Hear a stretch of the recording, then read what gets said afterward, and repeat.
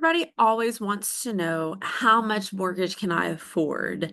How much can I be pre-approved for? And the biggest part for that for me is I want to know, what does your budget tell you? I have my calculations and I have my guidelines that I have to meet for mortgage approval, but nobody knows how much they can afford more than you do. But you have to have a budget in place. And I know that that's a very daunting task and it's hard to think about and scary to think about, but it is literally the most important thing when you go to start the mortgage buying process or home buying process for the mortgage part, because you know how much you spend, you know what your spending habits are. And so people always want to know, what's the max I can afford? Well, you know that. I know what my number says from a mortgage approval standpoint, but my calculation does not always reciprocate into what you can afford and what you're comfortable spending to continue the lifestyle that you want.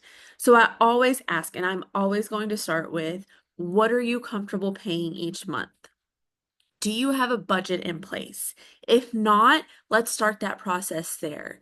You can get a spreadsheet out. We've got different tools that can help you utilize. Sometimes your banking apps have things that you can utilize, but it's very important for you to have a budget in place so that you know what you're comfortable paying from a monthly perspective.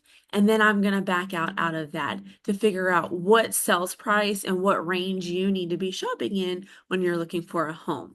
So, when you want to know how much you can afford, know that I can tell you what the mortgage guidelines say, but that does not always reciprocate into what you're comfortable paying and what you're comfortable with your current lifestyle.